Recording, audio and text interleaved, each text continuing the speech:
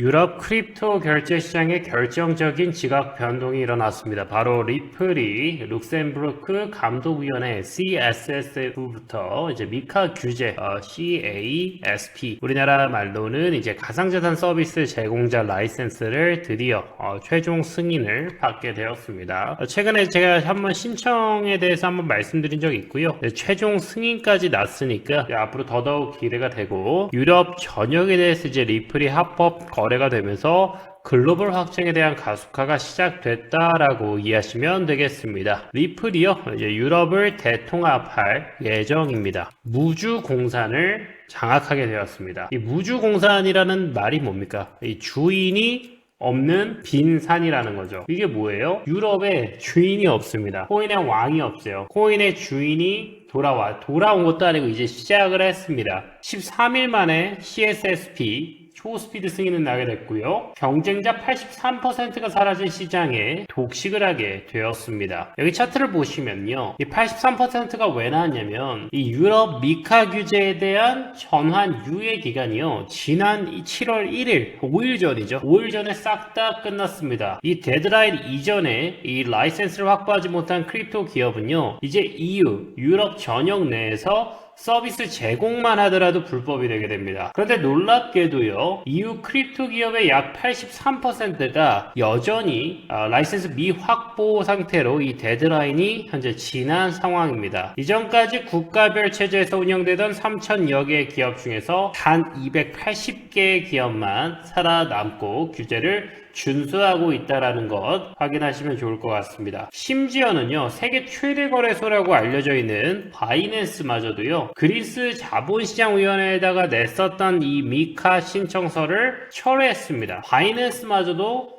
여기서 퇴출 위기가 된 상황이라고 보시면 되겠죠. 시장 참여자들의 90% 이상이 정리가 되는 대규모 청소가 벌어졌다라고 보시면 되겠습니다. 바로 이 국면에서 리플이 정식 승인을 받게 된 거죠. 13일 만에 초스피드 신뢰 2020년 7월 6일 날 룩셈부르크 CSFS부터 CASP 가상자산 거래 사업자 라이센스를 최종 승인됐는데 더더욱 놀라운 것은 지난 2월에 EMI 라이센스 받을 때는 예비부터 정식까지만 하더라도 3, 4주는 걸렸어요. 근데 지금 뭐예요? 2주 만에 소요가 됐다. 결국 이 소리는 딱 까봤더니 너무나도 이 규제에 대해서 최적화되어 있는 게 바로 리플이라는 거예요. 과거 SEC 소송부터 이 준법에 대한 것들, 이 규제에 대한 것들을 제일 잘 지키는 게 결국 리플이다. 이번 게 좋은 게 패스포팅 특권이죠. 바로 유럽 전역에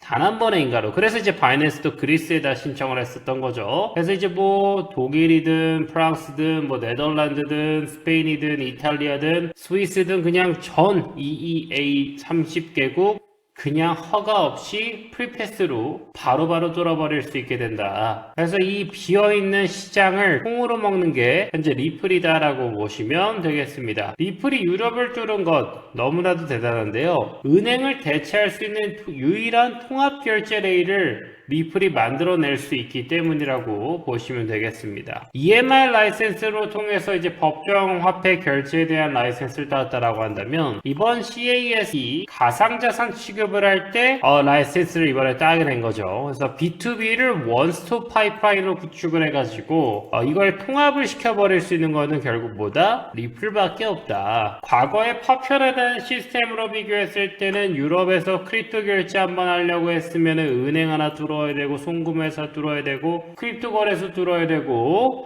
별도의 스탁사로 안정성까지 확보해야 된다라고 한다면 리플은 이 모든 거에 대한 수금, 환전, 스탁, 지급까지 다 완성을 시켰다라고 보시면 되겠고요. 그렇기 때문에 이번 라이센스를 통해서 확실하게 더더욱 추가적으로는 홍보 효과까지도 볼 수 있을 것 같습니다. 리플 통합 인프라 속에서 원스톱 처리는 물론 실시간 정산과 턴키 솔루션으로 귀찮게 할 필요 없이 은행이나 핀테크 기업들이 이 리플 페이먼트만 쓰게 되면 바로 사용이 가능하고 다른 건 신경 쓸 필요가 없게 되는 것이 더더욱이나 이 턴키 올인원 솔루션이라고 할 수 있겠는데요. 당연하겠지만 이제 뭐 코인베이스나 크라켄 같은 데도 이제 비슷한 라이센스를 가지고 있지 않느냐, 뭐 이런 다른 경쟁사는 없느냐라고 물어보실 수도 있겠는데, 실제로 코인베이스와 크라켄도 역시나 EMI 라이센스랑 CSSP 조합을 동시에 가지고 있습니다. 하지만 개인 소비자들에게 코인을 사고 팔 수 있게 해주는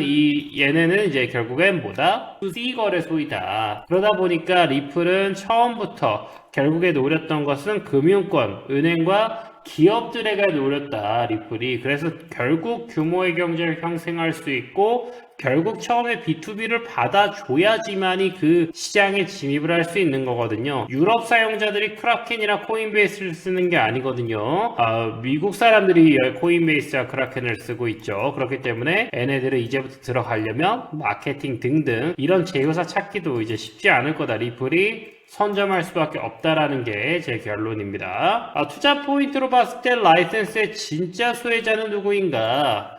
이제 이런 뉴스 속보들이 나오고는 있는데 실질적인 펀더멘탈을 확보해 보면은요, 먼저 당연히 수혜는 리플이라는 회사와 스테이블 코인 RLUSD입니다. 변동성을 기피하는 대형기관과 은행을 선도를 하고 있기 때문에, 타겟을 하고 있기 때문에 이들이 원하는 게 변동성이 아니죠. 결제와 수탁과 그리고 뭐 송금 과정에서 변동성이 발생하게 되면은 금융기관이 좋아할 일은 없습니다. 그렇기 때문에 이것들에 대해서는 RLUSD가 가장 센터가 될 수밖에 없는 거고요. 그러면서 유통량도 17억 달러로 폭증을 하고 있고, 페이먼츠, 결제 누적 물량들도 현재 1000억 달러를 돌파하면서 리플 페이먼스, 그러니까 우리나라 같은 피지사 같은 데라고 보시면 되겠습니다. 결제 대행사 같은 개념들이 현재 리플이 가지고 있는 리플 페이먼스가 1000억 달러 돌파했다. 이번 승인으로 인해서 유럽 내 법정 화폐 및 스테이블 코인 송금 결제 볼륨이 폭발적으로 늘어날 것이다. 하지만 우리가 기대하는 건 뭐겠습니까? 바로 이 XRP 토큰에 대한 수혜를 보고 싶다, 이런 부분들이겠고요. 계속해서 강조드리지만 리플이라는 코인, 이 XRP라는 토큰이 없다라고 한다면 이 모든 기능성은 작동하지 않게 됩니다. 그래서 이 브릿지 자산으로서의 역할, 그리고 생태계 전체적인 메인넷 유틸리티를 가져갈 수 있다라는 것 자체가